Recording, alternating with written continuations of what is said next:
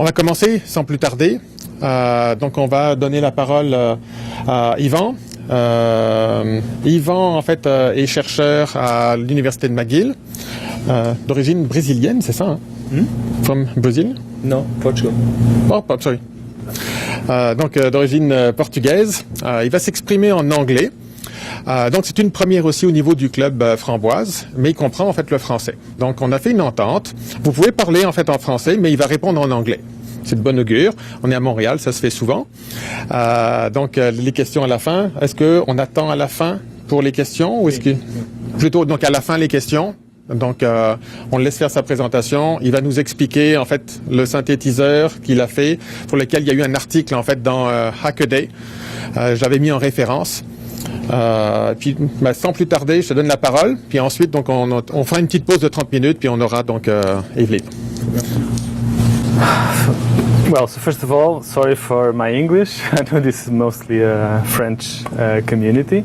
I'm training and I will eventually get there, so maybe the next time I come here to present something I'll be able to speak in French. But for now I prefer to speak in English because it's a bit easier for me. So I'd like to thank Christophe for inviting me to be here. And I'm very happy to be talking about this subject because it's a life passion, and in a way when we're talking about passions in your life it's always very rewarding, and also to present to such a diverse group, because I guess that you are united by technology but you mostly would have different interests, so maybe a lot of the things I'm going to talk about today might be new for some, for others maybe not, but I thought that to talk about synthesizers and why I'm doing this work, I would need to go back a little bit into the history of electronic music and also the things I've done in the past, so that you can understand a little bit better why we've come to this. So actually electronic music started around the 50s mostly, with two schools, a French school and a German school, and also the USA was doing a lot of research at Bell Labs, and this is an image. So Bell Labs was mostly very focused on the idea of synthesized speech and synthesized sound. So this is an image of Max Matthews with an old mainframe IBM computer. I don't know if this is exactly at Bell Labs, but it was this kind of setting was normal when we were thinking about the idea of synthesizing a sound completely through a computer or digital means. So what happened at the time was, I think that you probably know this, like the first rendering of synthesized sound was basically, it appears in 2001, the movie by Kubrick, and it's when you hear the Hal sing with digitized voice, Bicycle Built for Two. So what happened at the time, and I still kind of caught a little bit of this thing, was that if you wanted to do music with computers, you were basically creating new sounds and creating musical scores, but you mainly wrote a lot of code, and then you press render and you can go get a coffee, because it sometimes took like an hour or two. Even in my case, these guys, it took weeks or maybe at least a day to process all of that, and the output would be basically a music file. So imagine that if you make some error in your synthesis patch, or you make some error in your score, and then you have to basically redo everything. So this is how it started, and it seems like a long time ago, but it's really not. It's just 50 years. It's not that much. When we think about computers today, we basically think about this, I would say the maturation of the computer system, and the idea that the computer is personal, so it's very affordable. Almost everybody in the Western world can have one. It's portable, and mostly from the 90s, it has a very important feature for musicians or for artists or anybody that's doing performance with electronic means, which is we finally got to a point where there's enough computing power for real-time processing.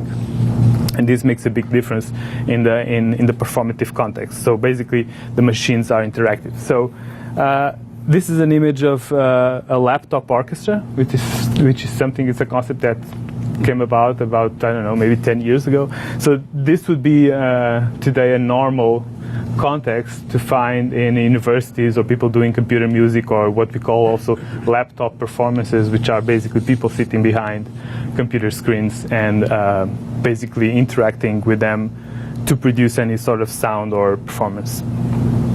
So in a way I started doing music like this, but I was never satisfied because I went to the stages and I felt a disconnect from the idea of a performance. I used to be a drummer, so I used to feel the little sweat coming down my neck and feeling that effort was something that was necessary for a performance. So what I did and was basically to start researching on new interfaces that would allow me to play the music. Okay, so we went from the idea of keyboards and mice, so things that we operated that were like typing machines, to the idea of things that become, just really weird constructions, or maybe even things that we wear in our bodies, and we perform with this. So there are some exceptions to that, and we can discuss it, but generally computer interfaces are really bad for music, traditional computer interface, so we designed these new interfaces. And a lot of the developments we've seen and a lot of these more crazy ideas have really come from artists and not from commercial developers or traditional musicians. So, some examples to give you an idea of what I'm talking about. The one you see on the right, on the upper right corner, is Michel Weiswitz. He was in a way sort of a mentor for me.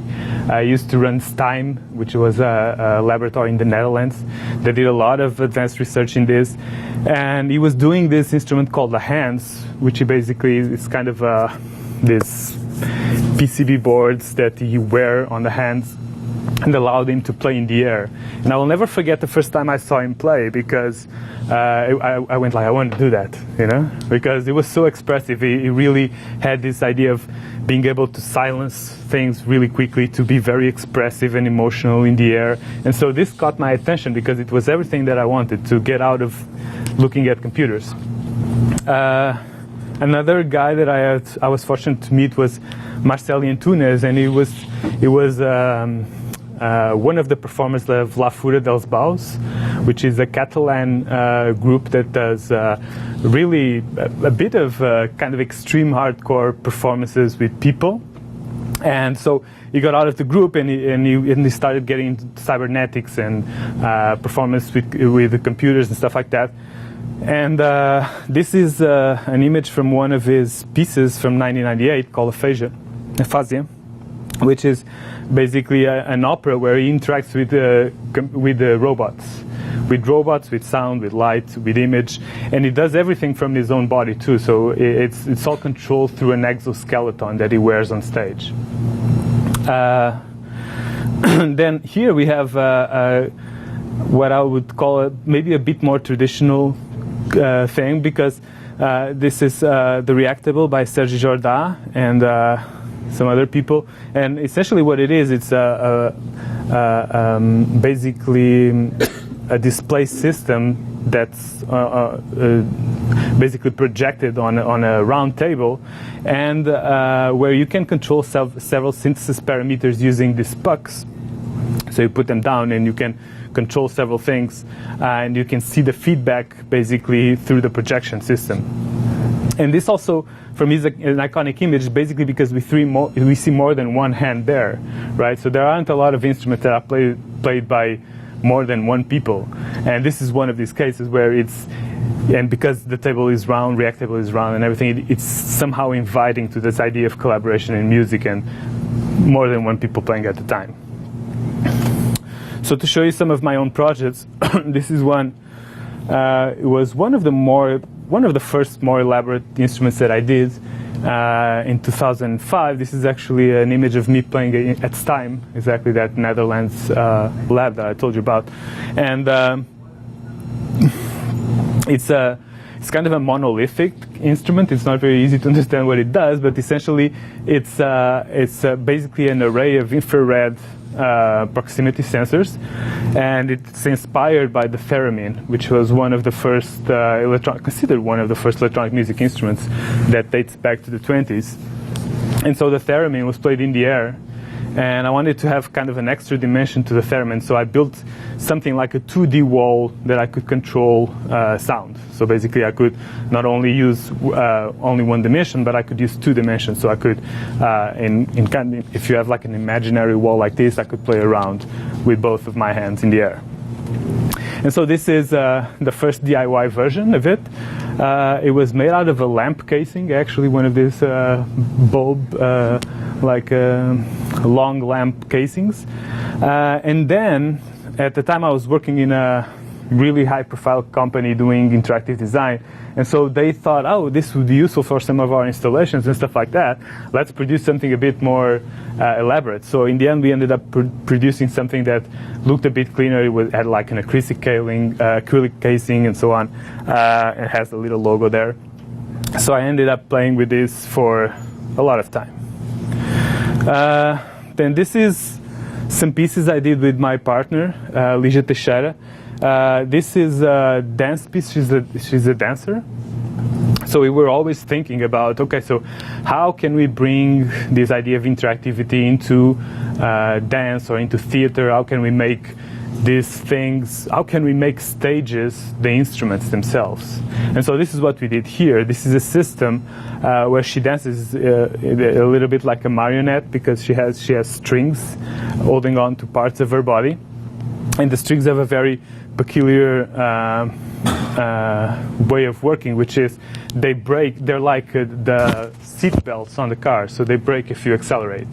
So it was interesting because it allowed her, for example, to just drop and be standing, and to assume positions in the air, things like that. And so what we did is we installed these load cells and also these encoders on the base of these strings, so that we can measure the distance of how much it's pulled and with how much force when it's stopped. And so we connected this to the lights and the music of the show. And so it's interesting because if you program it in certain ways that you condition the instrument a little bit, it really becomes something of an extension of the body, and this is really what we wanted. So this was the first version. It premiered in New York, and then it was also in the Capital of Culture when it happened in Portugal in 2001. Then the next year we did a smaller version, and it's conceptually kind of the same thing, but the difference is that you're listening to the thoughts of the same character. So, and they're kind of extensions of her brain function, let's say. So we transformed her hair into this idea of strings that distribute along space. And then the performance was basically me playing her hair, which is not really her hair, but it's more like an elastic. It starts like that, and then what we wanted to do was also to try to involve the audience itself too. So at some point we invite people to go and experiment with it. So it's kind of in between a performance and an installation. And it's interesting to have this contact with the public to kind of bring them also into this idea of experimenting and playing. It's a playful art piece, I would say. So then, the same year, I was invited to go to Portugal and present something that did exactly that. They said, oh, we want a performance that involves the public. So what I built was kind of a cockpit. I called it Contact because I like this idea of breaking the stage area. So there was no stage, basically. I was in the middle of a room. I specifically asked to be in the middle of the room. And people were sitting around.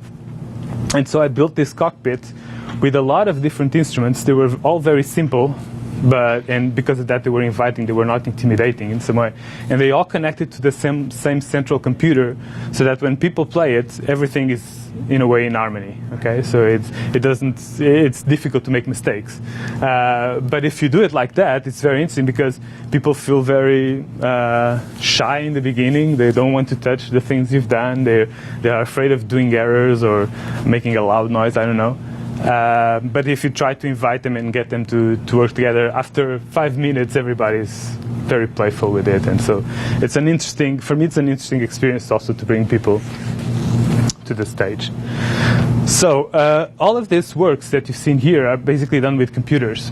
Okay, they're not there. You can see them, but they're there. They're hidden somehow under the table or something.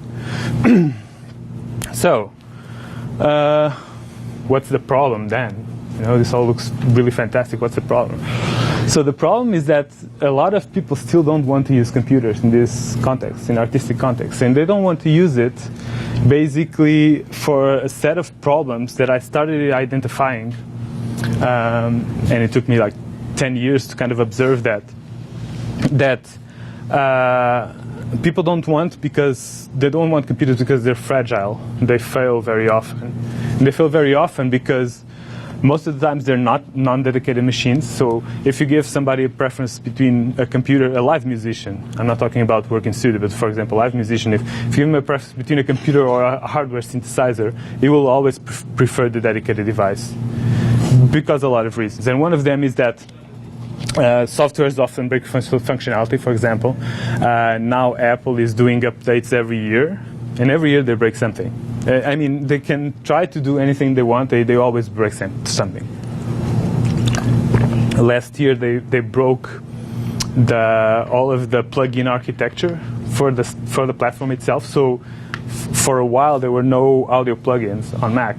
For like a couple of months they started patching it really fast, you know, and they eventually did it, but it was a real problem. So that can happen to a professional musician. So what happens is that a lot of computer music pieces or art based with computers, after 10, 20 years, they cannot be reproduced anymore. And this is already happening with a lot of the history you have from past electronic music. You try to run the old program in a newer system, it won't work, okay? Then, of course, there's connections between several different pieces of software and hardware. Once you have like a controller and you have like a computer and you have this and that, you start connecting things, and then you have to route everything virtually, and then you have to do some more physical routing and everything, so it becomes complex. Another very important thing for me, and I think that it's potentially a problem, is that people that work with computers in a creative setting are always shifting between two cognitive modes that are very different.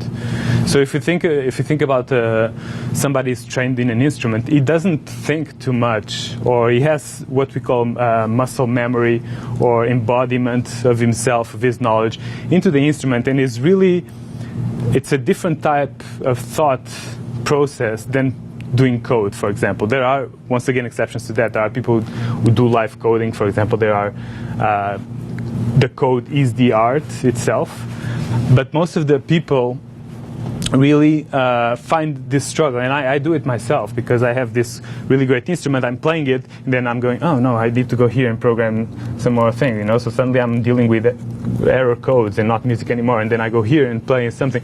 So it becomes a bit frustrating, and this is a big problem with computers and music. Yet we use them. And why do we use them? We use them because they're a very good fuel for creativity in music making. Imagine here you can have 100 synthesizers. You can have 200 synthesizers. You're not limited by the money or amount of gear that you can have in a place. I say any type of sound synthesis, but also any type of mapping, because we associate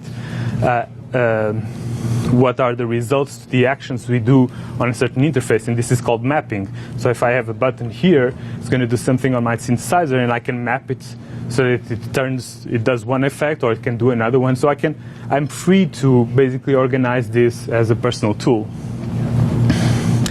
Then, of course, a lot of powerful processing for a low cost.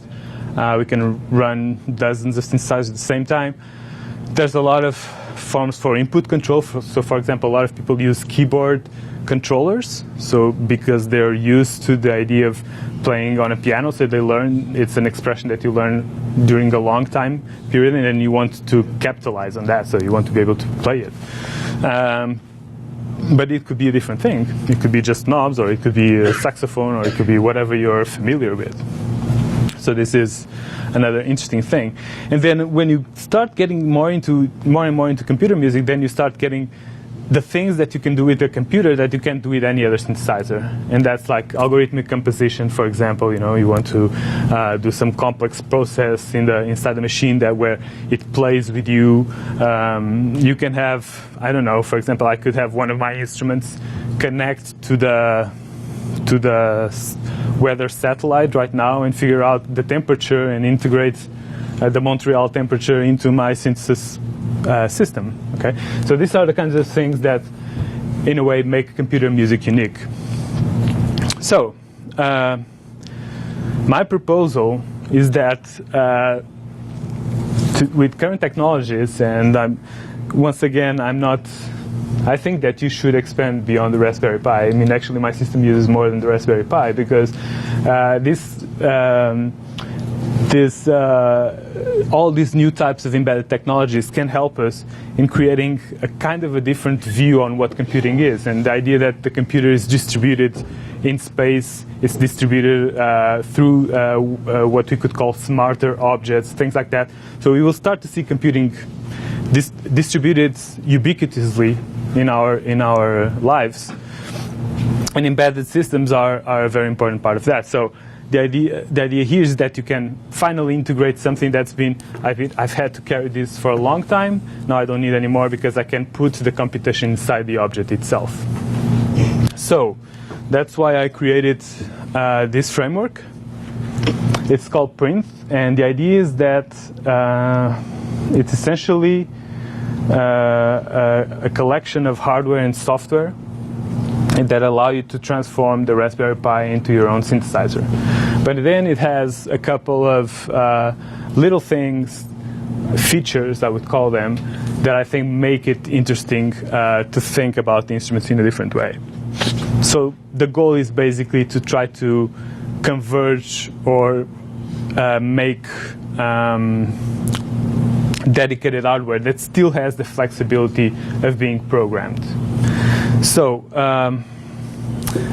I would imagine that there's a lot of technical people here, so we'll be curious to understand a little bit of how this is working. And basically, the Printh is composed by two big, let's say, systems.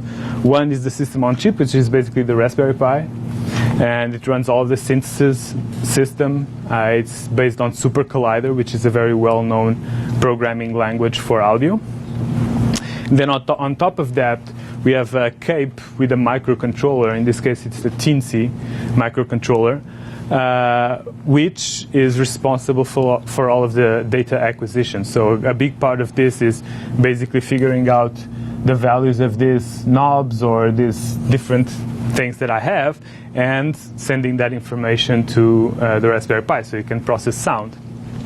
So one important thing is that these two systems are independent, but they communicate between themselves through a serial communication. And then the microcontroller is more responsible for the sensor acquisition because it needs to be very fast in real time. And it's also connected to some other smaller boards that do multiplexing. So this has to happen really fast. So in a way, it allows me to have up to 80 analog resistors connected to the system. And it's expandable, so I can keep adding boards basically to have more multiplexers, up to 80 input variable resistors. Then everything is acquired at 10 bits and then rescaled to an 8-bit value and sent through a serial data to the other board that does the processing.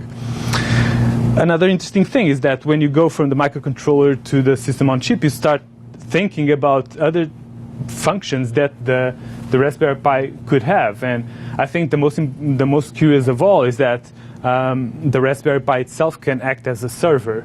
So I have another program that's running on the system that allows me to run a server where I can write basically a code editor, where I can write new code that I want the machine to perform.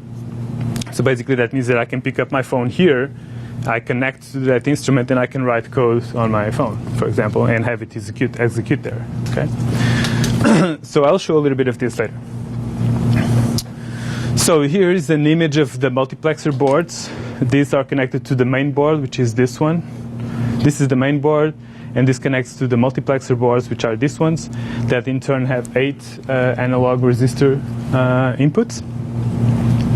And they use an 8-channel analog multiplexer, basically. And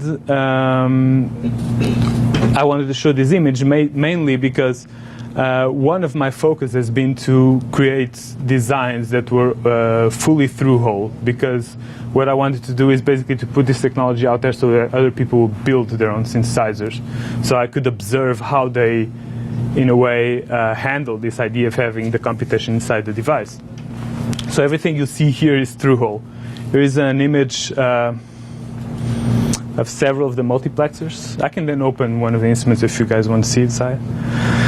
And so besides that, it allows for very quick experimentation, because I can just hook up variable resistors with no impact. I'm not going to burn anything. So I can just go, as long as I don't short them, I can keep adding stuff and experimenting with stuff. So it's a little bit like a Lego. You can connect it easily. Then I did my own Linux distributions based on the Raspbian. So I kept all the things that I could keep in the original image I have, because I want people, like you were saying, there's so many examples out there of different things done with Raspberry Pi. If you have like a base platform that is the same, people can exchange information. So even the user and the password are the original ones from the Raspberry Pi. I just added the things that were missing. So you just need to put it on the micro SD card, you put it on the Raspberry Pi, and my system should boot. So this is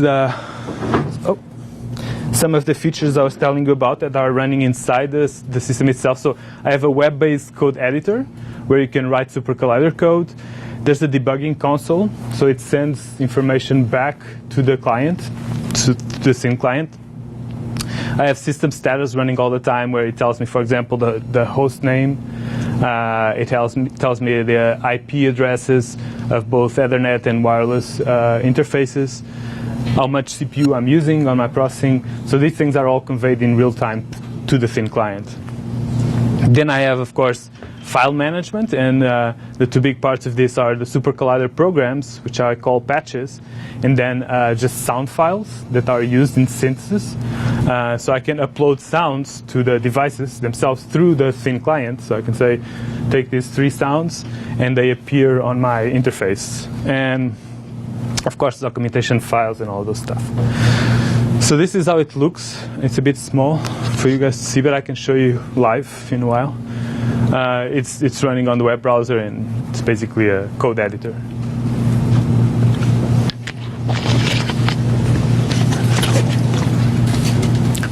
So all of these components are open source. They're released under Creative Commons. This is the website, if you want to check it out later. It looks something like this. And so this is the downloads page, and the downloads page shows basically all the 3 components that I'm distributing. It's the PCB designs. So one of the things that, if you asked me this 3 years ago, I would say no, but today I really think that PCB manufacturing has become so affordable that there's really no reason why you would do PCBs at home, really, no reason. So you can get a set of 10 to 15 of my PCBs for $12. It's really inexpensive. So what I distribute is basically the Eagle files. The Eagle is a program that allows you to design the PCB boards.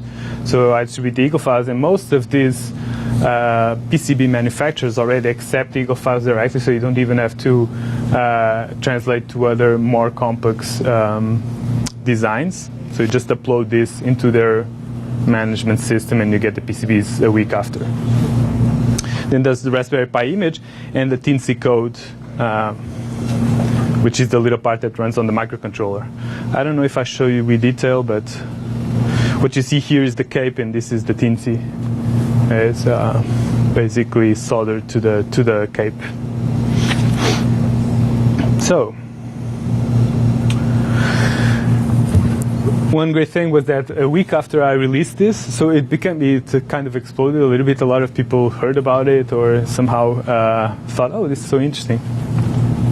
And they started doing their things. It was incredible. Like a week after, there was already examples. So these are some instruments. This one I like because it shows how many buttons you can like do a really big matrix of buttons. So this guy was probably thought, oh yeah, I've got space. I've got a lot of buttons. I'm going to use like a big amount of buttons and pots. These are all, it's like a really big matrix of pots.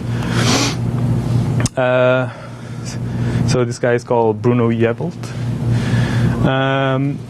This is Marc St. Pierre. They did an instrument called a soundboard, and it's it's a little bit like also a community experience. It's a table where people basically are closing circuits with their hands and producing different sound by closing the circuits that go through their bodies and stuff like that. I think it's an installation at a museum, I guess, some sort of science museum for kids. This one is by John Sullivan. It's called a noise box, and it's developed by one of my colleagues at university.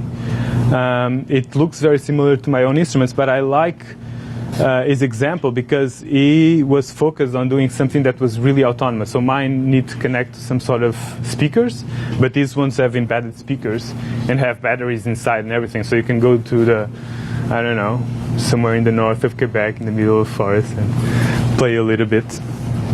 So they're totally independent. And this is one of my own examples. It's called the Myth. It's what I brought to you today. And it's a digital synthesizer. It tries to explore this idea of micro movement. So it's built out of this array of joysticks that have basically more or less the morphology of the hand. So it allows me to play the 5 joysticks at the same time. And for me, it's interesting as an interface because I went to do things in space, basically for people to understand, sometimes exaggerating movements, or even it becomes almost like theatrical, to this idea of having something where it's almost imperceptible what I'm doing. Okay, so it's kind of the opposite. We always think about how can I not repeat myself, So it suddenly was interesting, this idea of an extreme amplification. Okay, so like really small things that I do here can sound huge in space, and that's kind of, for me, an interesting idea in terms of an instrument. So here's another picture of it. 5 joysticks, 1 per finger, 5 buttons below the joystick. So there's also 5 buttons around here that are distributed also with the same format. I discovered it was a gold ratio, by the way. It's also a curious thing. Then there's 3 pots, each one for 1 channel. Each of these 3 vertical potentiometers correspond to one of the channels. Then there's the button matrix. This is a previous version than the one I have here, but essentially it's 5 buttons here and 3 buttons here, so I can basically address any of the potentiometers if I want to in any way. More buttons here, and then this used the thumb joysticks of the PlayStation controller. PlayStation is a game console, and the manette, no? The commands, no? Controllers. Have this, huh? They have switches too, yeah. So one of the things that I was interested in is, I can show you this. So these ones have springs. So usually this type of controllers have springs, so if I release them, they go back to the center. But I opened the joysticks because I wanted to do a version where I could do this. So I remove the springs and I can keep them in a specific location.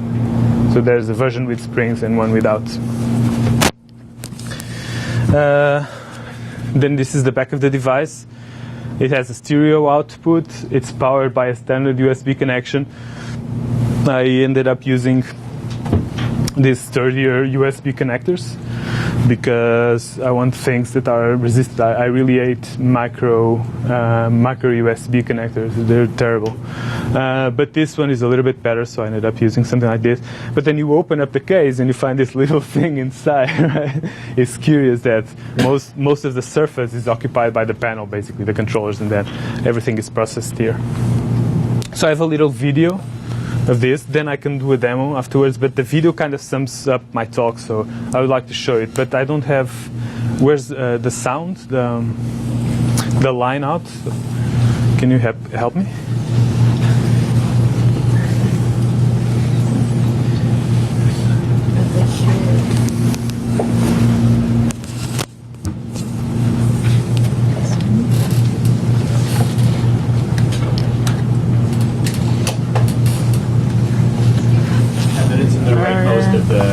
I think that's the one. Is this one? Yeah. Maybe turn it off or something.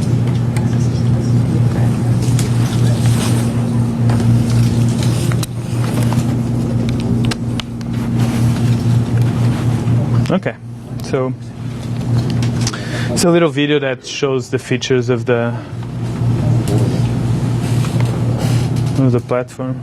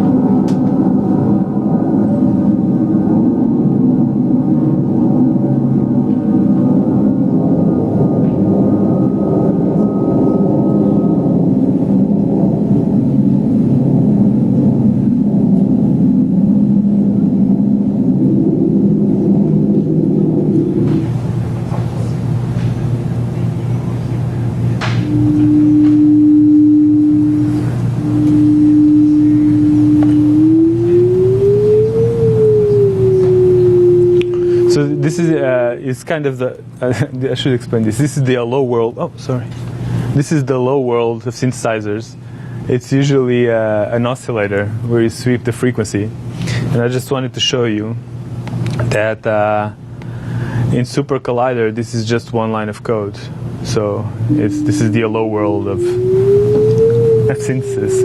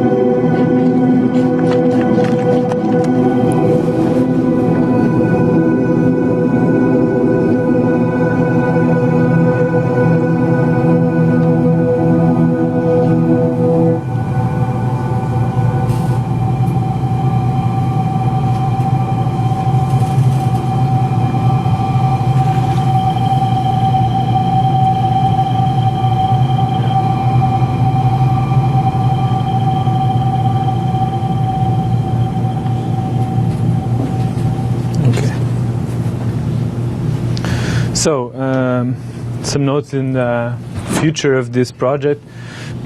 So, it was featured in Fact, Engadget, Synthopia, and Hackaday, so it was good because it gives some projection to the platform.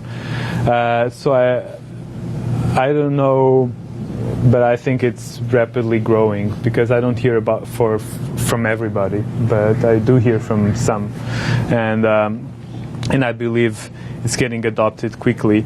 I want to, in the future, basically see if I can get the people to bring back their designs into the site. So I've managed to collect some of this data from users, but a lot of them don't document or they're not interested in being exposed like that. So I don't know, let's see if I can grow it to be interesting. If I had like 20, 30 instruments with it, I would already be happy. Then of course, the idea of building cookbooks, so basically instructions for people to do their own. For now, I've only done the basics of what you can do with the system, but I want to even go further than that and do really like step-by-step instruction on how to assemble one of these. Then I'm preparing several workshops around the world. I also think it's a very good tool for education, for programming. This is because it's a tangible instrument, so people can, or in this case kids or people that are learning about programming can write something that has an immediate effect and it's audible and they can play with it, so it's interesting. And then of course I've already got 2 or 3 people lined up because they're interested in collaborating to this development, and I would be very happy if I could have more people basically giving their feedback and probably writing better code or designing better PCBs than I can. So eventually we could become a team. So that's what I had to show you today. Thank you.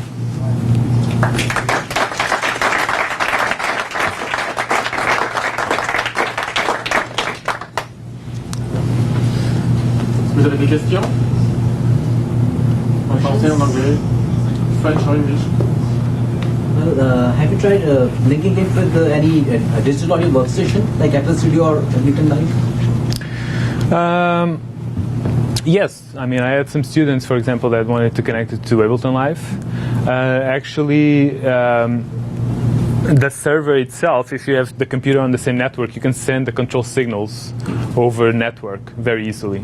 Like using it as a MIDI device, right? Yeah. Although, and it also has a like a legacy MIDI output, like the 5-DIN pin outputs. You can see it here.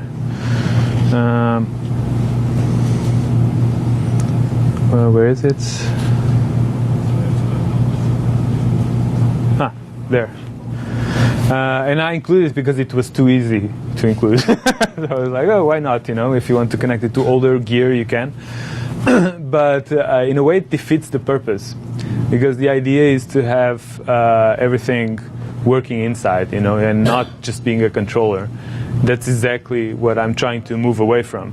And I can tell you, at least from my personal experience, it's been very, very liberating. The idea that I can just come here, you know, connect power cables and start playing. A lot of people don't have this in computer music systems, basically. And one more thing, the example that you showed the video, in that there was only one sound that you were modulating, right? No, it's several at the same time. I mean, it depends on the part of the video. So the first one is just a basic oscillator. The second one is 5 oscillators, 5 FM voices, basically. But they're being modulated by this crazy thing. It tries to emulate some noise boxes that were produced by Stime in analog format. Maybe like music, and I've seen like a lot. I work with a lot of like digital synthesizers, like for example Citrus in FL Studio, which combines 6 oscillators, and it's really amazing. I was just curious about that. What kind of modulations can do? Like only FM or the ring modulation as well, or is that under development that you can? No, I mean the idea is that it's not like that at all. The idea is that you can write anything you want. If you want 1,000 oscillators, you can run it. And that's the liberating part. You are not bound to, I mean, usually typical hardware synthesizers that are analog, they have maybe 3-4 oscillators, a couple of filters, and that's it, right? And you can do a lot of music with it, you know, and usually they sound better than the digital counterparts. I mean, it's a debate, right? But with a computer, the beautiful thing is that you don't really need to be restricted by that. So it's normal. You could definitely run 1,000 oscillators at the same time. Most of musical applications don't do that because people don't know what to do with 1,000 oscillators. But if you are inventive, you can do a lot of interesting things. And so the idea behind having something that you can program yourself is, of course, it's a step up in complexity, but once you learn how to do it, it's very difficult to go back to using plugins or Ableton Live, especially if you're interested in performance, because you can write something that's yours, completely yours. It's your plugin. It's like making your own VST, right? Yes. Yeah. And so Super Collider is basically a programming language that allows you to do this. So did you avoid the MIDI input as well? Yes, because I didn't want to add extra. You need an opto isolator and you need a couple more things, while the output is just basically something that you can send over a serial and not carry too much about it, because I didn't really want to have MIDI, and that's not the goal. Everything here is working under the Open Sound Control protocol, and so this is really the strength of this instrument, is that everything is networkable. So I can have this guy talk to that one, send something to the computer, go anywhere. And MIDI is in a way a bit outdated, you know. I mean, there's discussions of performance. Of course, there's the install base, which is very relevant, right? Now I know they're coming up with a new specification of MIDI, but I still think that this other protocol is more interesting as an exploration tool than MIDI. So everything is based on OSC. Yeah. But I mean, it wouldn't be difficult to add a MIDI input if you wanted. So do you have your own mapping for OSC? Have you decided of a way to use OSC, or do we have to use OSC in our own way? Is there like a base for the messages, or do we have to compose everything? Well, there is a base. Let's say with general MIDI, for example. Mm-hmm. There's a base. People can use general MIDI. Is there a general net? Yes, in a way there is. There is basically a specific way in which you can address each one of the potentiometers, or basically each one of the input, the analog resistor inputs. There's a way to address them in Super Collider, where basically you start, it's an offset of 100, and then you can say, I want multiplexer 1 and sensor 7, for example, of multiplexer 1. And you have an immediate way to catch the signal, a normalized signal of the sensor input. So basically that allows you then to scale it or map it to whatever you want. But all signals are normalized and all signals are addressed in this way. So it becomes very easy to say, I want this pot, you know, to come into a specific part of the synthesis, because you write it kind of as an input itself into the synthesis. Okay, I can show you this later if you want. Yeah. Since you do networking over OSC, have you done it to an ensemble format, like to replace the laptop orchestras with something that they have those standalone synths? Sorry, I didn't understand. Like, have you used it in an ensemble context with multiple devices by different people and synchronized over OSC? You're basically listening. You can broadcast OSC signals, basically, and then you can filter them using the host name. That's how I do it, yeah. So you can broadcast signals, and you can basically capture any signal that's on the network and filter it by the host name. So if you know that, you need to have a name for the instrument. That's, I guess, the only thing that you need. Yeah. It's not very efficient, though. Broadcasting over the network is a bit of brute force. So I might need to find something different for that. For now, you can do it easily. But if you want to share less than 100 or 200 milliseconds with other instruments, it might be a bit difficult. But internally, everything is broadcasting to the local host, and it's very fast. I mean, latency is not a problem there. Yeah. With the decision to open up the platform for print, both the hardware side of it and the software side of it, sort of inviting everybody to come in and maybe your idea, your vision is perhaps in one sphere, but all of a sudden you've got all these other minds. What's been some of the surprises that have come of opening up the community that way? Good question. I don't know if there's surprises, but I guess, well, it's not a happy surprise, but the thing is that I noticed more is that there's a lot of people that feel enthusiastic about something like this in the beginning, and then they don't complete the projects. And this happens a lot. So you get a lot of fuss in the beginning, and then you go like, okay, so what have you been doing? Where's the results of your work? And people just leave it. And it doesn't really, it's difficult to understand that under the idea of complexity, because you've got all kinds of different types of users, right? I think that more and more people are learning to program, so programming would eventually not be really a barrier in the next 10 years. But of course there's electronics and there's a lot of manual work, that people find difficult, okay? So this was surprising. It was more, it's something that I found out, I would say. What else? Well, at the same time, there's a lot of enthusiasm. I guess that a lot of people were... One of them, now I'm remembering one. So one of the ones that I want to push is that I want this to be a platform for people to do their own instruments. I don't want people to copy this. I just did it because, first of all, I wanted to play with something similar to this, but I wanted to have an example. Because if you're trying to kind of spread the word about these things, you have to materialize it in some way that people understand it. So I had to do something that was tangible, that was concrete for people to understand. And the first thing that I got was people calling me saying, "Oh, would you build one for me? When is it going into production?"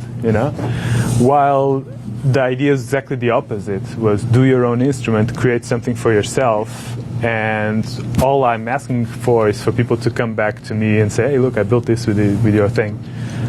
Because this is important for my studies and for the type of things I'm doing. But there's a lot of enthusiasm too. I mean, I'm super happy. I couldn't be happier. Yeah.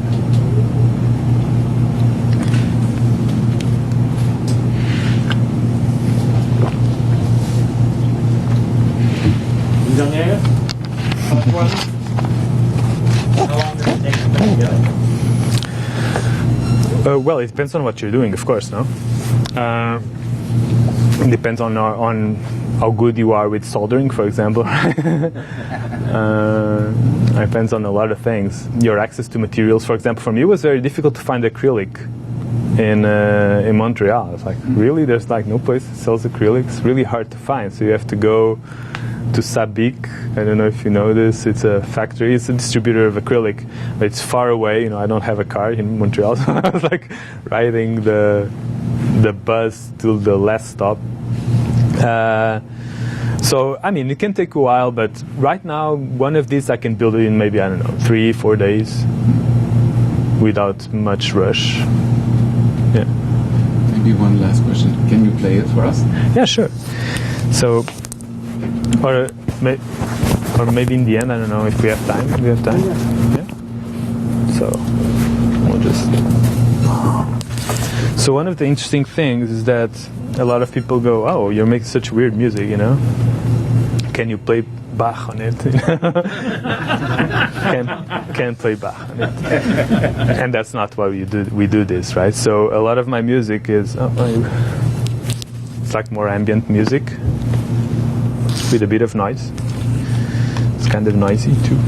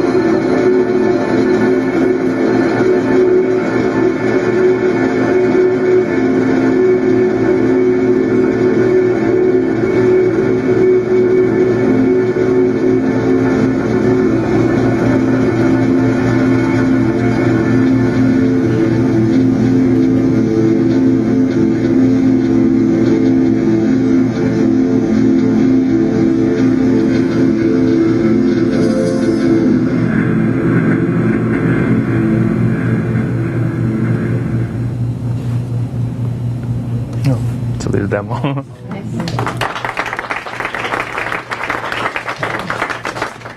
Thank you. A bit trapped here in the. So I just don't know. Maybe I don't know if I showed you my email and the website, but if you want, or if you haven't written down, please do, and I'll be happy to hear from any of you. Post it on the Raspberry Pi. Right, you have. Your link. Oh yeah, I will send the presentation, of course. Yeah, sure. Oh, merci beaucoup. Merci.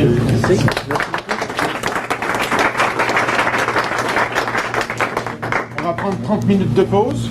Donc à 20h, on va accueillir Evelyne Drouin, connue en fait comme mini DJ. DJ Mini. DJ Mini? Oui, Ah, je me trompe tout le temps, désolé. à l'époque. Puis là, je lui donne la parole. Voilà. Ça règle la question. Nul en musique. Oui.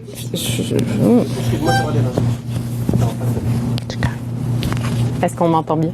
Et Jeff aussi. Super. Oui, avec mon superviseur qui va me taper sur les doigts si je dis des mauvaises choses techniques.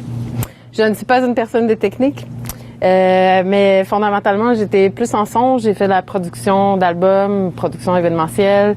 Je travaille avec tout genre d'acabit de créatifs qui ont l'esprit entrepreneurial et qui ont envie de collaborer sur des projets.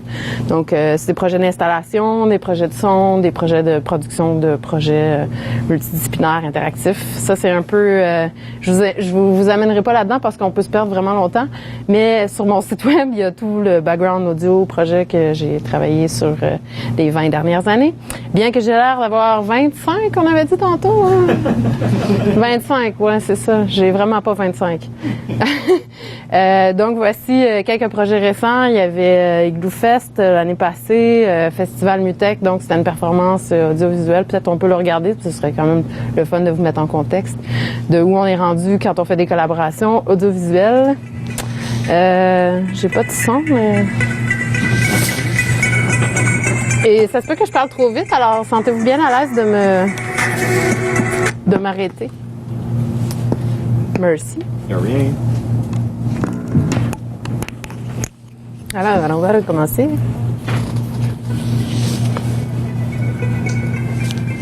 Donc, avec une super bonne réalisatrice qui s'appelle Nelly Rajotte. C'était pour l'ouverture du Festival Mutec en 2015. C'est des images tournées au drone, donc du Grand Nord québécois.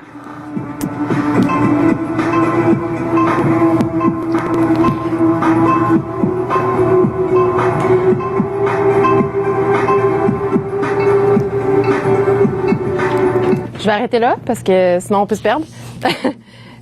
Donc, toutes sortes de projets comme ça. Dans ce cas-là, j'avais créé une table de son, en fait, qui était des matériaux, finalement, avec des microphones qui étaient attachés dessus. Donc, je tirais sur des straps pendant la performance, qui est la chose qu'on voit absolument pas sur la vidéo. Mais l'idée, c'était d'utiliser des pièces matérielles, des textures vraiment matérielles, qui étaient processées dans un iPad, qui étaient loupées, qui faisaient un petit peu de synthèse granulaire, comme ce qu'on avait vu tantôt, puis finalement, qui étaient renvoyées comme couche dans le son, dans le show. Donc, ça, c'est ce qu'on voit pas en arrière, mais c'est le genre de travail que je fais parce que c'est beaucoup plus intéressant de faire ça compliqué. Super projet en VR de moi et Naoto, qui est le merveilleux jeune homme qui travaille en arrière. C'est un projet VR récent qui a d'ailleurs gagné le super prix de Google Cardboard à la SAT. Donc, c'était évidemment 360. On était dans des particules qui voulaient évoquer la neuroscience et l'univers vaste et à la fois micro et macro, donc des terrains, des particules, des formes géométriques et tout ça. Et du data.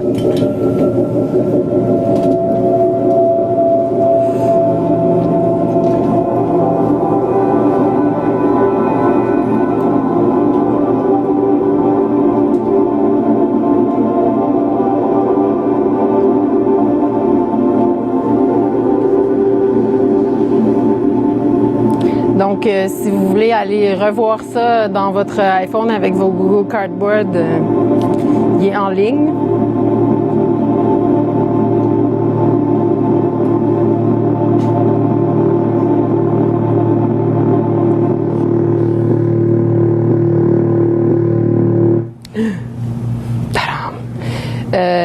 un petit peu dramatique.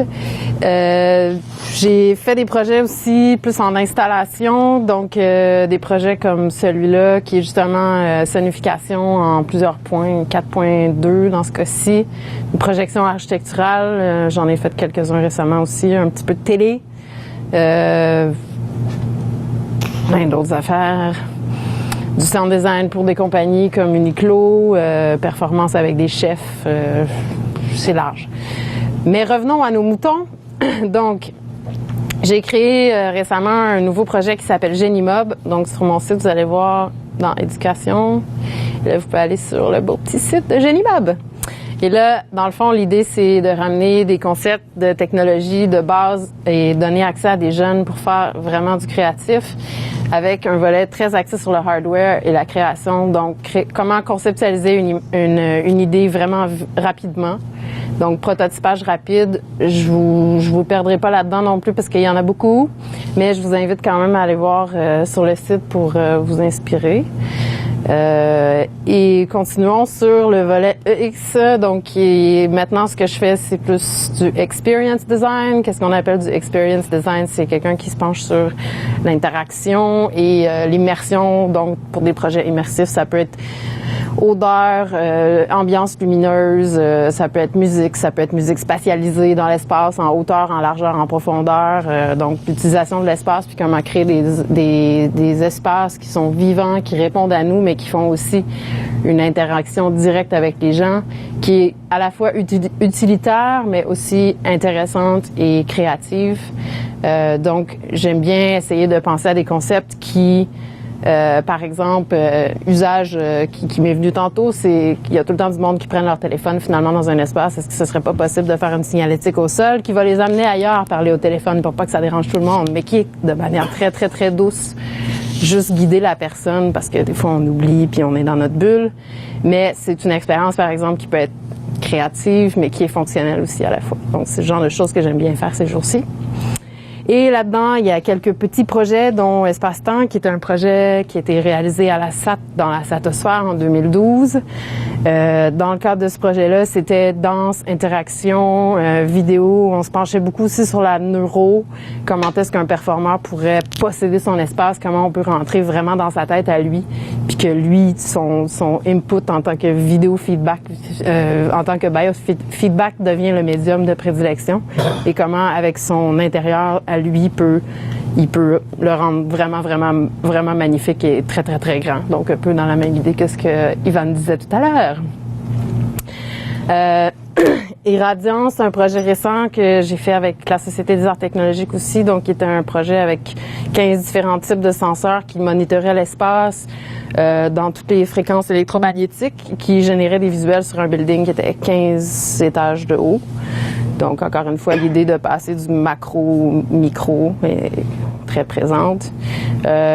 Projet Sound and Scent, c'est en cours. Ça va être un projet audio spatialisé dans l'espace, plus odeur. Scénique, qui est donc... qui m'amène au slide.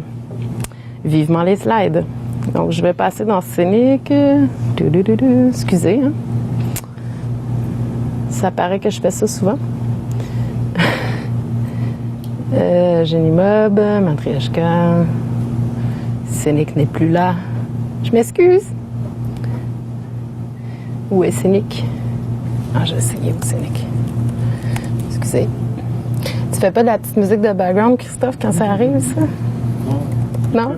C'était une belle journée, vaut mieux pas. La musique et moi. Ah ben il y en a là en fait. Non, c'est cool, j'ai trouvé le dossier, c'est bon.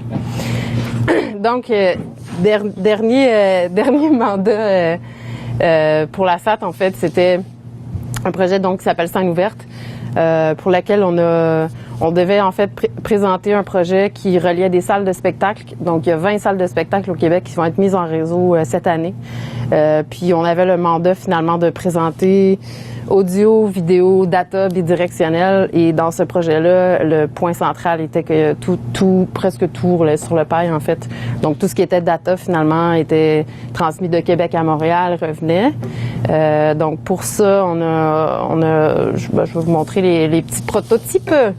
On a développé une petite interface pour que les gens puissent, à Québec, jouer avec le médium. Donc, ça, c'est notre processus de prototypage. L'idée était de créer un cube Rubik, finalement, qu'on puisse faire un cube Rubik avec tout ça.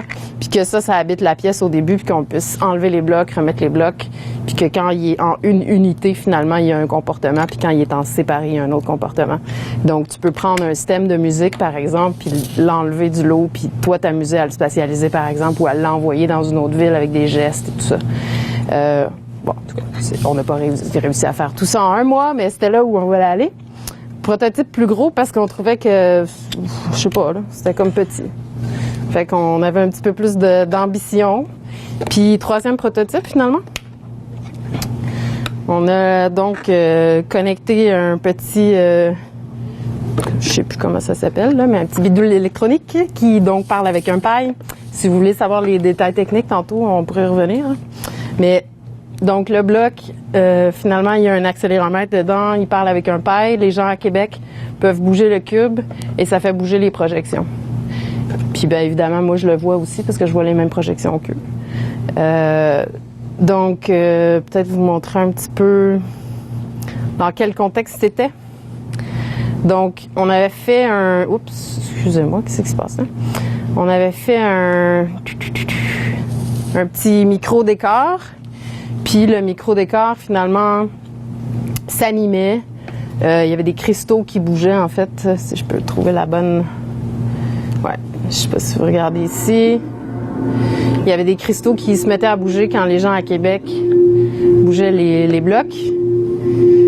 Et finalement, ça faisait bouger le micro-décor que moi, j'avais à côté de moi à Montréal, qui était reprojeté là-bas. Donc, ils prenaient le cube... Puis au début, ils comprenaient pas trop ce qui se passait, puis finalement, éventuellement, ils découvraient qu'il y avait comme un contrôle sur le show. Autre utilisation du paille dans ce cas-ci, on a utilisé le paille cap dans le même micro-décor. Il y avait des parties qui étaient connectées, donc avec de la peinture et des pinces alligators. Donc, quand j'appuie certaines des parties du show, ce qui est un peu drôle parce que ça veut dire que je rentre ma main dans le décor, mais j'aimais bien le behind the scene factor. Puis, ça marchait peut-être pas au début, mais ça finit par marcher. Oh, it's not working. Great. Mais ça marchait. Donc, il y avait je pense qu'on le voit marcher, là, à un moment donné. On a peinturé finalement des éléments de ce décor-là. Puis, ben, c'est ça, j'avais comme des contrôles finalement dans le décor. Je vais vous montrer tout à l'heure un peu plus comment c'était en scène, juste pour que ça soit plus clair. Ça, c'est un exemple qu'on avait fait avec le téléphone comme prototype. Fait que, mettons que le téléphone est à Québec, là.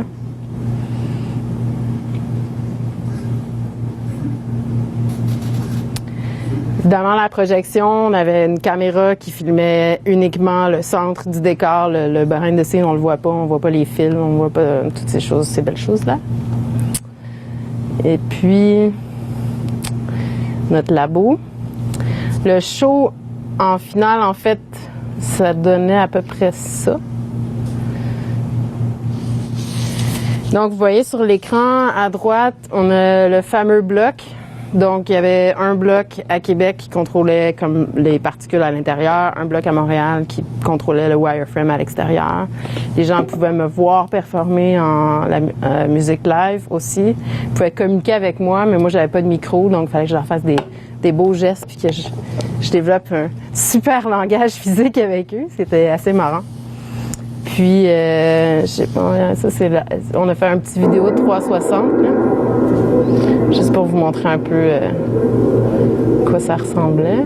Je vais l'avancer un peu. Donc, on avait le petit décor qui était là, qui était filmé, ratio 1:1, projeté à Québec. Et évidemment, ben, il y a toute l'équipe de la salle qui est là. Puis on voit la salle à droite ici, là. Avec les gens qui font « Ah », qui s'amusent avec les blocs. Donc, ce beau petit projet a été réalisé en janvier-février avec Naoto, entre autres, un peu Jeffrey, mon superviseur. Prochain projet, Beatersonics. Donc, Beatersonic, en fait, c'est comme la 3 itération d'un projet qui utilise le Pi pour faire de la musique avec les ceintures Bluetooth de Jeffrey. Et donc, le projet maintenant s'appelle Generable, c'est la 3e itération. Et maintenant, on contrôle les lumières, donc, avec Bluetooth. Donc, peut-être on peut comme faire un petit démo de ça. Ben, si tu peux brancher le son dans... Brancher le son. dans là. Mais je peux expliquer rapidement. Un des défis, Evelyne est vraiment super comme artiste, mais chez le moment que tu la demandes d'ouvrir un terminal puis de taper quelque chose, là, ça va mal, OK? So, mon défi avec Generable, qui est comme l'itération... oh, t'as perdu le... C'est ici, hein, je pense. Bon, tu peux voler un des headphones, là, tu sais. Mon but, c'était vraiment d'avoir quelque chose où d'un coup, tu peux commencer à jouer. It's like what you were trying to do, where you have something and you can get started right away and play. Puis mon dernier défi avec le Raspberry Pi, c'est comment est-ce qu'on peut faire que le Pi lui-même peut détecter ce que tu plugues là-dedans, puis magiquement commencer à fonctionner. Et c'est comme ça que ça fonctionne avec le Philips Hue, par exemple, maintenant. Tu as juste besoin de le plugger sur le port Ethernet, ça se reconnaît, puis ça commence à fonctionner. Puis les lumières qui font un peu n'importe quoi, c'est ça qui se passe. Cool. On a-tu... ouais? OK, there we go. Oh yeah! So, tu veux expliquer c'est quoi ou c'est moi qui explique? Vas-y! Okay. So, this is hip-hop. It's a genre that started in... No. Ça ici, c'est... on prend tout le trafic Bluetooth. So, si vous avez un téléphone Apple, surtout, si vous avez un Fitbit, le moment que tu as allumé le bloc, là, j'ai entendu le snare commencer tout de suite. Là, ah ouais? Ouais? On va réessayer. Puis, en tout cas, ce qu'on a découvert, c'est complètement par hasard quand je travaillais avec un autre artiste. Quand même, là. Ouais, ça rock. Ce qu'on a vu, c'est que les signaux Bluetooth wireless sont quand même assez rythmiques. Alors, si on les prend en temps réel, puis on le met un peu comme dans la bonne timing musical, un peu, ben ça peut générer du son automatiquement. So, ça, c'est vraiment live. Là. C'est vous autres, là, je touche à rien, vous êtes le contrôleur d'un certain sens. Si on quitte tous, après, ça va finir comme... Ben c'est fort. Puis l'idée, c'était vraiment de voir qu'est-ce qu'on peut faire avec Generable. C'est quoi les autres signaux qu'on peut absorber et rendre en musique, en lumière et tout ça. Et puis, mon but, c'est de vraiment rendre la plateforme à un état où Evelyne est capable de gérer, jouer là-dedans sans toucher à du code. Éventuellement un peu, mais pas tout de suite. Just put on the... Should be guac nose good. There you go. You put that quiet background stuff. That's all I got. Donc, en fait, on a fait une installation à Notman House au mois de février aussi, je pense que c'était février.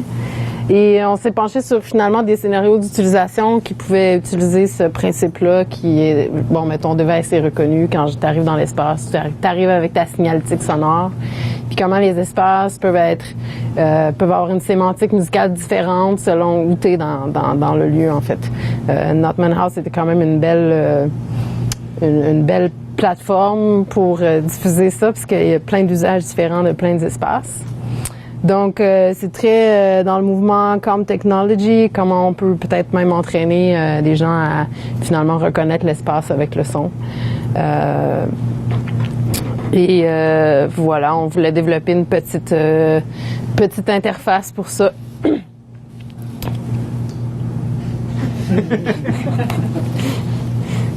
J'espère que vous soyez à l'aise avec le fait que je suis très drôle et comique ou je sais pas quoi. J'aimerais bien l'être en tout cas. Donc voici c'est comment le projet est né. Donc l'idée c'est ça, c'est beacons, wearables, MIU rentrent dans le ceinture qui rentre dans le Pi. Ça c'est le bout que moi je fais pas. Et puis comment on peut finalement utiliser une interface ou rentrer directement dans un drum machine ou contrôler finalement l'espace. Comment est-ce que les gens peuvent se l'approprier aussi. Une plateforme web, ça permettrait justement aux gens de pouvoir avoir leur propre son, avoir leur propre pattern de lumière. Donc voilà. C'était mes slides de scène ouverte qui sont disparus. J'avais promis de parler de Matryoshka, qui est un projet en très actif en ce moment. Projet de mobilier modulaire, donc, qui aussi utilise un Pi avec la technologie de Jeffrey pour générer du data à l'intérieur, mais c'est fondamentalement un espace de travail mobile qui peut être aussi un dispositif scénographique. Donc, on pourrait l'utiliser pour diffuser des œuvres, diffuser du contenu audiovisuel et aussi connecter les Matryoshka. Matryoshka est très cool aussi parce que c'est dans une mentalité open source, un peu comme ce que Ivan fait aussi, où les plans en fait sont partagés sur Internet. Et c'est une collaboration finalement d'un collectif 14 qui est un collectif français. Centurica qui est le Open Networks et qui est la base à Montréal en fait du Open Value Networks, et Accent Art Collectif, donc qui est ma gang d'amis dont lequel certains d'entre vous font partie. Dispositif ressemble à ça, les fonctions, et en fait on en a habillé 3 faces différentes pour un événement qui s'appelait Plein Feu récemment, où justement les gens pouvaient venir toucher et créer de la musique pour les enfants. Donc ils touchaient la peinture conductrice qui, elle, envoyait des signaux à Pi qui disait « envoie du son ». Donc on l'a utilisé comme un instrument de musique, un drum machine. On avait fait une face aussi graffiti où les gens pouvaient juste laisser des messages. C'est très lo-fi. Et on pouvait évidemment l'envisager dans des événements à plus grand déploiement. La chose à savoir aussi, c'est que Matryoshka est un super beau projet en développement durable et génère sa propre énergie. Donc, on pourrait l'utiliser comme dans ma pratique, dans un festival de musique où c'est un lieu désert ou un lieu qui n'est pas investigué normalement. Puis juste venir l'installer, puis c'est très rapide d'installation. Puis bien évidemment, tout l'habillage autour, les fonctions sont toutes customizable.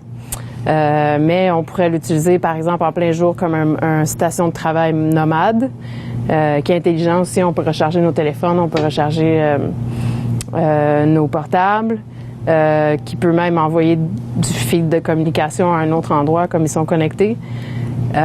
Puis servir évidemment de pod pour Internet, donc qui produit son propre courant et sa propre Internet. Et évidemment, on peut l'utiliser par exemple le soir dans un cadre plus événementiel où par exemple une performance peut avoir lieu en partie sur scène et en partie dans les Matryoshka. Donc l'utiliser pour faire du mapping vidéo par exemple ou diffuser du son spécifique dans certains endroits où il y a des Matryoshka. Donc on pourrait déployer des plus gros concepts avec ce bel outil. Et donc voilà, des ailes modulables. Station de cinéma personnalisée, donc on peut l'envisager par exemple dans une place publique où il y aurait différentes Matryoshka qui diffuseraient du son dans différents langages par exemple. Et puis voilà. Dernier petit projet, mon Dieu, c'est quoi, 10 minutes? J'ai fait ça vite? Excusez. Proposition de projet pour la Nuit Blanche, c'est un petit projet sur lequel on a travaillé qui roule sur des pailles aussi. Donc, c'est des petits robots qui ont des personnalités différentes chacune et qui s'allument donc quand on passe autour. Donc, c'est un espace de jeu finalement pour les enfants. Et moi, je vais leur jouer, parce que c'est beau.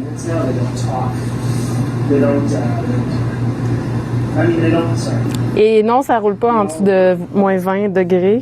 Je vous avertis. Donc, on a eu un petit peu de challenge avec ce projet-là. À la base, ça devait être des blocs de glace qu'on présentait. Et puis, finalement, ça a été un petit dispositif qu'on a fait à très low cost avec les matériaux recyclés du bord pour livrer. Mais il y a quand même eu des enfants qui se sont présentés puis qui ont joué avec les blocs. Et ma collègue Iris, d'ailleurs, qui a fait des très beaux sons où, justement, chaque bloc avait sa personnalité. Il y en avait un qui avait froid, il faisait « ouh » ou des chants, ou en tout cas, il y avait tout un petit peu un caractère. On en avait 5. Donc, voilà. Je pense que j'ai parlé trop vite parce que là, j'ai fini. Il faut nous montrer. OK. Est-ce qu'on peut avoir des démos? Des démos? Oui. Oui. Est-ce qu'il y a des choses... Sure. Ben, on avait le petit drum machine, en fait, qu'on peut le montrer en action. Allons-y. Donc, en fait, ouais. Mais j'ai rien à faire, en fait. C'est ça. Est-ce que vous avez des questions? Parce que j'ai parlé vite et je vous ai sorti ça comme... J'en ai une. Oui. C'est Jeff qui disait que ça fonctionnait seulement avec iOS, non, seulement sur les iPhones. Non, Est-ce que mon téléphone interagit en ce moment avec ça? Ouais, c'est une bonne question. So, ton téléphone de base, ok, s'il y a le Bluetooth allumé, puis c'est du Apple, il va émettre plein de crap, ok? Puis c'est le fun, on pourrait visualiser un peu c'est quoi. Mais c'est ça qui contribue beaucoup à la batterie qui joue. Sinon, la partie qu'on veut amener au projet, c'est le fait que j'aime beaucoup le Raspberry Pi 3 parce que tu as le Bluetooth qui est déjà là-dedans. Ça veut dire que tu n'as pas besoin d'acheter notre produit, ok? C'est déjà là-dedans. Alors tu peux écouter déjà avec le Pi le Bluetooth. Puis avec le Wi-Fi, tu peux le mettre en mode standalone. Puis tu peux faire que le Wi-Fi c'est un access point. C'est ça qu'on veut faire avec Generable. L'idée que tu rentres quelque part, tu regardes dans les Wi-Fi, ça fait comme free, super awesome, Generable Wi-Fi. Tu fais comme, je dois connecter sur ça. Et puis là, tu peux hijacker ça. Si tu vas aller sur Google ou quelque chose, mais ça t'amène à une page web, te permet d'interagir avec tout ça, puis de changer par exemple, c'est quoi les sons, puis tout le reste. Un peu comme les interfaces que Yvan nous a montré. Tu imagines, tu logs là-dessus, tu es comme, what is this? Mais là, tu es capable de jouer. C'est une autre manière de rejoindre du monde qui est vraiment le fun. Puis la partie que je dirais très intéressante aujourd'hui aussi, c'est tout ce qui est physical web. Puis quand j'avais donné mon talk dans il y a quelques mois, là, début de l'année. Janvier, ouais. Puis c'est ça. Puis ça devient encore plus puissant parce que Chrome dans ton mobile, il va être capable de faire des notifications quand tu es proche à un beacon Bluetooth spécifique. Ça fait que découvrir qu'il y a un instrument à jouer ou découvrir qu'il y a une installation, ça devient encore plus facile. Ça, c'est une réponse longue à la question, mais comme de plus en plus de manières comment le téléphone pourrait contribuer et interagir avec des installations comme ça. J'aimais bien l'idée de le ramener dans le monde réel aussi, de faire en sorte que, par exemple, tu as des vrais instruments finalement qui sont triés, tu sais, pour comme inverser le fait que tu restes dans le web puis le ramener dans le monde physique finalement. Donc comment l'espace web peut coopérer avec ou co-créer en fait avec la présence réelle d'un instrument. Voilà. Taper sur des tambours et autres. C'est important de dire aussi que le projet c'est open source MIT comme presque tout ce qu'on a fait de la date. Puis c'est semblable, c'est trouver du monde qui veut jouer avec puis qui vont contribuer. C'est difficile de faire, ça c'est moi qui s'est pogné pour Internet of Things Day, j'ai comme tout fait ça dans une journée. J'ai pas eu beaucoup de temps pour contribuer plus. Mais le but ultime c'est que du monde soit capable de créer leur propre contrôleur ou leur propre mix de peu importe c'est quoi les inputs ou les outputs, tu sais, le mixer, ça s'appartient. C'est un peu la formule de la recette que tout le monde peut créer. Ça, c'est très sympa. Le cookbook.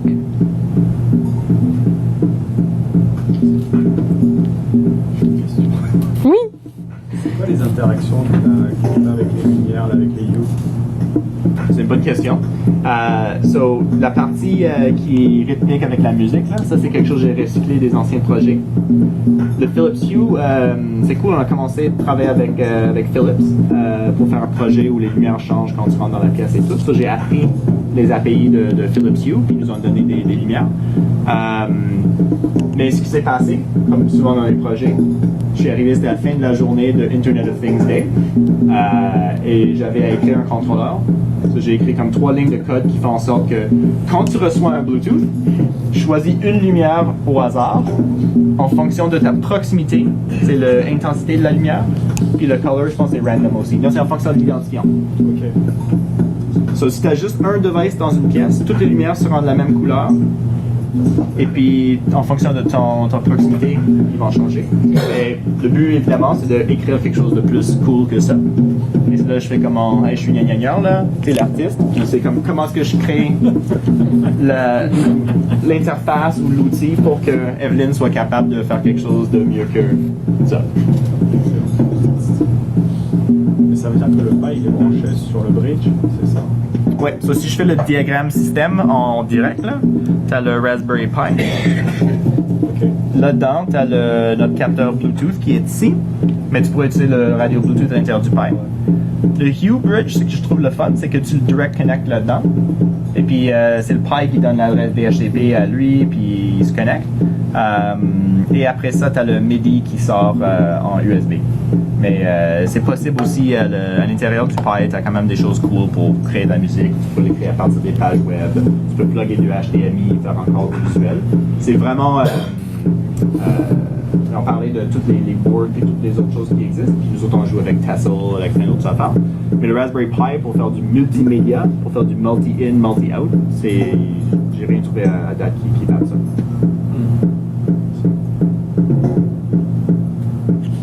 Je vais continuer à parler d'abord. Donc, Génimob, j'ai passé vite tantôt dessus, mais l'idée, c'est de créer des ateliers de création pour les jeunes. Évidemment, il y a des moins jeunes qui se sont... qui semblent très intéressés aussi, mais comment on peut enseigner finalement à des jeunes de travailler avec du hardware? Moi, c'est la partie qui m'intéresse le plus, comment on peut créer des objets physiques. Mais bon, évidemment, il y a toute une partie code que d'autres font très bien. Et puis, l'idée, c'est de faire des ateliers comme simples pour leur faire comprendre la base de la technologie. Puis, évidemment, créer un intérêt pour les métiers de TI après. Donc, par exemple, une classe de 6 à 9 ans peuvent en 2 heures apprendre comment utiliser, faire de la pâte à modeler conductrice et isolante, puis faire un monstre avec ça, puis faire allumer une lumière LED. Yeah! Je voulais faire ça quand j'avais 8 ans! C'est pour ça que je fais ça maintenant! Donc, j'utilise des technologies simples comme LittleBits, justement, qui te permet de comprendre comment monter un circuit en série, parallèle. C'est très basique, mais ça marche. Puis c'est très, très fun pour les enfants aussi de reprendre le contrôle finalement sur la technologie puis de commencer à penser, à identifier les morceaux de tout ça. Parce que c'est quand même bien dommage qu'on envoie aux poubelles un ordinateur alors qu'il y a un fil qui est dessoudé, là. On s'entend. Fait qu'apprenons comment apprivoiser un petit peu le hardware, je crois, c'est un des éléments clés de la démarche de Génimob. C'est des ateliers aussi qui sont à la base conçus par des profs. Donc, c'est des profs en troubles graves de comportement et émotifs. Ça sort donc d'une école qui a déjà de la difficulté, qui n'a pas nécessairement les moyens non plus de se payer le genre d'outils à lequel moi j'ai accès. Donc, c'est donnant-donnant. C'est les profs d'abord qui prennent les workshops, qui font l'idéation, qui font la pratique. Et puis, en fait, on travaille ensemble le plan didactique. Puis moi, après, je les amène aux autres jeunes. Les plus normaux! Non, c'est pas vrai. Donc, l'idée, c'est ça, c'est un peu de présenter first ma démarche à moi dans leurs mains. Puis, il y a des choses vraiment magiques qui arrivent, en fait, dans des ateliers après la première demi-heure. Généralement, on rentre en exploration, donc les jeunes vont monter des circuits ou vont commencer à travailler avec une console, avec un speaker, puis finalement, ils vont tous développer un processus live là. C'est vraiment, vraiment super intéressant de voir aussi comment ils vont finir par travailler sur des instruments qui, sans même s'en rendre compte, vont travailler ensemble, en fait. Mais juste le fait qu'ils sont dans l'espace, ils se contaminent par le son. Puis je trouve que ça, c'est une interaction sociale qui est vraiment intéressante parce qu'on rentre pas dans une dynamique de j'ai des attentes par rapport à toi. Mais c'est pas du tout ça, en fait. C'est juste comme regarde ce que j'ai ou écoute ce que j'ai fait puis syntonise-toi. Fait que c'est une manière très douce, en fait, de comme réconcilier le jeune de un avec la technologie, mais les uns entre les autres. Puis dans des workshops avec des enfants difficiles aussi, c'est quand même super bénéfique, là. Donc, c'est très gratifiant pour eux. Certes, l'idée éventuellement, si j'arrive à avoir du financement, ce serait qu'on puisse développer nos propres outils. Scratch, on en fait moins, mais ouais, un peu de DJing aussi. Mais développer nos propres circuits, nos propres PCB, en fait, puis les laisser dans les mains des jeunes après. Donc, qu'ils puissent continuer à travailler avec, un peu dans l'idée de Ivan, mais à très petite échelle. Puis leur laisser justement les LED, les batteries et tout ça, pas pour que ça se ramasse à la poubelle, mais pour que il y a peut-être une documentation sur le site web qui leur permet d'aller un peu plus loin, puis qu'ils voient aussi les projets des autres, puis qu'ils puissent commencer, eux, à se créer une petite micro-communauté. Donc, voilà. Et il y a aussi la formule hackathon. Donc, la formule hackathon, c'est ça, c'est un hackathon où on crée un band pendant un week-end. Donc, il y a plusieurs nouvelles formules comme ça qui vont évoluer cette année. L'idée, c'est justement d'avoir deux jours et demi où il y a plein de mentors, en fait, qui ont des technologies différentes ou des approches différentes qui viennent juste comme aider des jeunes à travailler ensemble, des jeunes ou des moins jeunes. Des équipes de 3, par exemple, qui doivent former en 3 jours un band. On leur montre comment se faire une page web, on leur montre comment produire, comment enregistrer. On leur montre des nouvelles machines, puis on leur montre un setup finalement. Puis l'idée, c'est de juste comme les aider à pas être bloqués en processus, puis pouvoir créer justement des petits bands éphémères, ou peut-être pas. Donc voilà, je pense que ça résume un peu. Et avec les adultes, en fait, ça date de il y a quelques mois justement. Il y a une autre compagnie qui s'appelle Techno Culture Club qui font des ateliers basés sur la culture du open source, la mentalité. Et moi, en fait, je viens me greffer à ça, puis je propose quelque chose qui est plus hands-on, qui est plus pratique, qui propose finalement de prototyper des solutions sur toute la réflexion qu'ils font, en fait, eux, par rapport à leur background. Et puis qui peuvent justement construire une nouvelle machine qui va rempoter les trous de la ville de Montréal, par exemple, ou une disco mobile, ou tu sais. Donc ça va un peu dans toutes les directions, mais c'est ça qui est très intéressant, avoir des outils qui sont très très très rapides d'exécution. Est-ce qu'on peut arriver rapidement à OK, oui, mais après, tu sais, on a prototypé quelque chose, hop, il y a un problème, hop, il y a un autre problème, ou genre, ça serait intéressant qu'on se greffe nous deux là. Puis finalement, il y a des mouvements naturels, en fait, qui sont créés, des interactions comme ça qui sont très organiques, qui émergent. Donc voilà. Je pense que ça résume. Les ateliers dont tu viens de parler, en fait, c'est quoi les profils? Tu dis que ça part dans tous les sens, mais c'est des gens, c'est des artistes qui... À la base, j'ai commencé beaucoup avec les jeunes, en fait, parce que c'était les bibliothèques, finalement, qui ont répondu le plus rapidement à l'offre. Les écoles, c'était un petit peu plus compliqué. Donc, à moyen terme, mais j'aimais bien l'idée d'avoir des workshops courts, parce que c'est quand même, tu sais, c'est problem solving assez demandant, mais c'est le fun. Mais ça prend quand même pas mal de jus de cerveau. Puis c'est ça, la clientèle, ça va de 6 ans à 16 ans. Puis souvent, c'est les mêmes ateliers que les grands font, en fait, parce qu'ils sont tout aussi intéressants pour les grands. Donc, créer un instrument de musique, comment travailler avec des micro-contacts, par exemple, comment travailler avec des pédales d'effet. Donc, comment faire un instrument, en fait, en très peu de temps, en mélangeant des technologies, puis toutes sortes de trucs, soit digital ou analogue, beaucoup analogue. Utiliser sa voix, par exemple, pour faire des effets sonores et tout. Donc, la clientèle, finalement, un peu plus vieille s'est développée parce que on trouvait que c'était approprié de basculer vers le monde adulte. Puis, il y a effectivement vraiment un intérêt et un appétit pour les grands de prototyper rapidement. Fait que, why not? Et, c'est ça, les workshops à date ont été faits plus dans des contextes de bibliothèque. Mais comme ils émergent des écoles, ils sont adaptés pour les écoles aussi, pour les jeunes, d'abord, pour l'instant. Et éventuellement, il y aura des formules plus intensives, justement, les hackathons, qui peuvent être plus comme pour des centres d'artistes ou des espaces comme ici, par exemple, qui décident qu'ils font quelque chose de spécial pendant un week-end, ou un centre comme le Centre Diffusion en art visuel ou tout ça, là. Fait que c'est pour ça que je dis un scope assez large. Puis j'ai eu de l'intérêt aussi pour faire des ateliers intergénérationnels. Donc éventuellement, ça peut peut-être même mener vers là. Et évidemment, l'idée, c'est d'utiliser un peu les mêmes contenus pour faire un pont entre tout ce qu'on fait, puis essayer de créer quelque chose à moyen puis à long terme, justement, qui va pouvoir fidéliser un peu les clients, mais qui va proposer plusieurs solutions différentes pour pas que les gens fassent tout le temps de la pâte à modeler, par exemple. Mais ça, c'est le défi, finalement, de travailler en bibliothèque. C'est que comme c'est des jeunes qui s'inscrivent, tu sais jamais vraiment c'est qui la clientèle qui est là. Alors même de proposer, on a essayé, proposer 4 formules dans un même objectif, où les jeunes doivent s'abonner, par exemple, à 4 formations, d'un coup, ça passait moins bien, tu sais. T'avais le risque d'en perdre un ou deux au passage. Puis ben, c'est ça, c'est comme un commitment qu'on demande aux jeunes. Là. Ils n'ont peut-être pas toujours envie. Fait que c'était un peu un défi, là.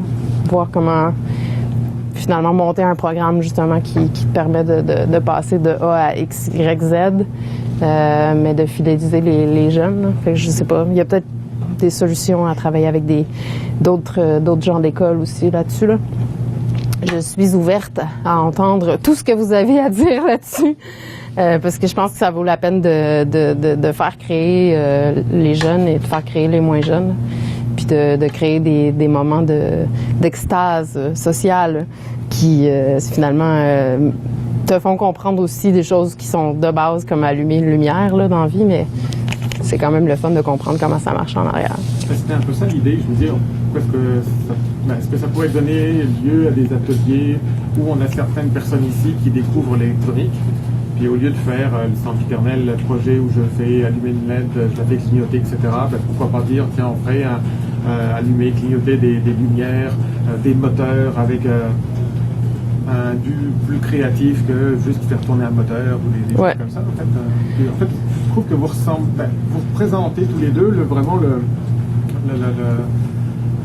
ce que je disais tout au début. En fait, c'est vraiment la lignure avec la créative en fait pour aller en fait ensemble plus loin. Ouais. Puis, peut-être qu'ici ça pourrait intéresser. J'ai des demandes de temps en temps pour des ateliers. On l'avait déjà fait en fait, introduction à l'électronique. Peut-être pas dans l'espace à côté. Là, il y a des perturbations. Le Wi-Fi, c'était pas l'idéal, mais plutôt que de faire des choses comme ça, en fait, tiens, on démarre. Il y a des gens en électronique, il y a des gens en informatique. On peut mélanger. On se donne 3 heures. Qu'est-ce qu'on fait en fait au bout de 3 heures en Python sur un Raspberry Pi ou une autre plateforme. Plusieurs en même temps. En JavaScript.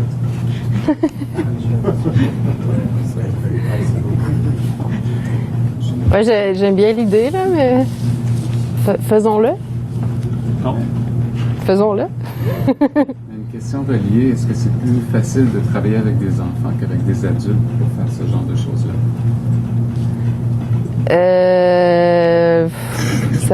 Ça dépend. Je pense pas que c'est... Non. Est-ce que c'est le même processus à la base? Ça dépend. Là, les miens, là, ils ont été un peu préparés d'avance, là, les adultes, là, en général. C'est pas à froid comme ça. Mais les jeunes sont très, très ouverts, très avides et très rapides dans leur apprentissage. Il y a beaucoup de réticence au niveau des adultes. Là, tu le sens plus. Mais il y a du monde allumé partout aussi. Là. Fait qu'en général, mettons, j'ai fait une analyse sociale. Tu as 8 personnes dans une classe, tu en as un qui est vraiment... qui n'a pas envie de travailler avec les autres. Pas du tout. Puis qui va être un peu plus repoussé, mais qui, finalement, à la fin de la journée, va peut-être être comme aller juste s'installer un petit peu plus loin. Il va avoir travaillé tout seul, mais il va avoir fait quelque chose d'absolument magnifique. Fait que social study. C'est intéressant. Je prends des notes à chaque fois. Mais oui, les jeunes apprennent vraiment vite. Là. Vraiment, vraiment vite. C'est pas un mythe. Voilà. Est-ce que vous avez d'autres questions? Juste une intervention. Oui. Ben, je veux probablement te féliciter. Je trouve que de plus en plus, on demande à nos jeunes de devenir adultes, puis d'oublier l'imagination. Arrête d'imaginer. Je trouve que des projets comme ça permet aux jeunes de dire tu peux imaginer des projets, puis je veux te féliciter parce que je trouve ça magique, puis bravo. Merci.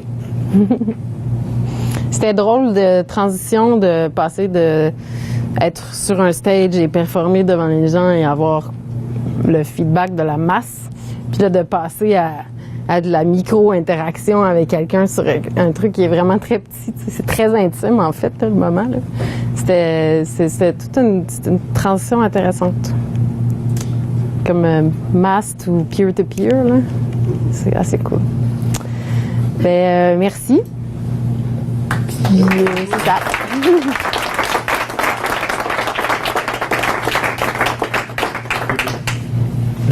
Merci beaucoup. Je vous donne rendez-vous dans un mois, mercredi 31 mai.